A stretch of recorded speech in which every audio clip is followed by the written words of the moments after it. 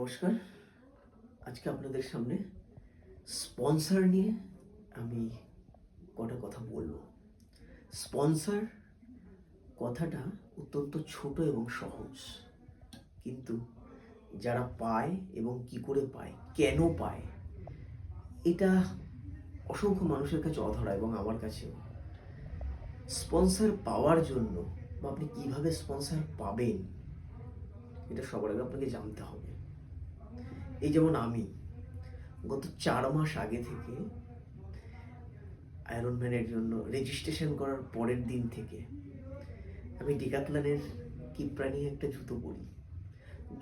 জুতোটা প্রায় অলমোস্ট ক্ষয়ের দিকে, এত ছোটাছুটিছি চারিদিকে, সুরাহা মেলেনি, কিন্তু আমি আশা ছাড়িনি। একের পর এক চেষ্টা করেই যাচ্ছি এবং আমার হয়ে বেশ কিছু মানুষজনও চেষ্টা করছে। অসংখ্য ধন্যবাদ তাদেরকে। আমার মতো সাধারণ ট্রাভেলার বা যারা অ্যাডভেঞ্চার ভালোবাসেন, প্রত্যেকটা মানুষের ইভেন্ট স্পন্সার্ড বাই পাশে সবাই আমরা স্বপ্ন দেখি যে কোনো একটা নাম বা কোম্পানি থাকবে, কিন্তু তারা কেন থাকবে এটা আপনাকে জানতে হবে।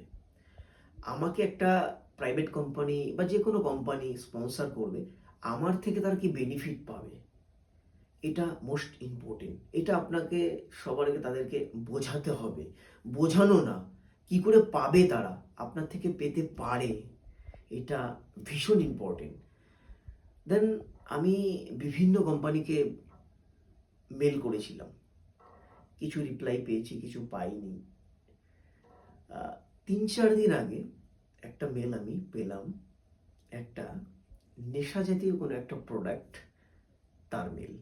তারা আমাকে প্রায় ১,০০,০০০ টাকা দিতে রাজি হয়েছে। আমি সেটাকে রিফিউজ করেছি।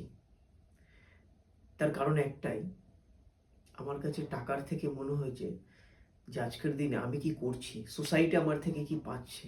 একটা ছোট বাচ্চা স্টুডেন্ট যে বড় হবে, সে যদি আমাকে দেখে বা আমার সম্বন্ধে শোনে, সে কি জানবে। যার জন্য আমি সেটাকে রিফিউজ করেছি।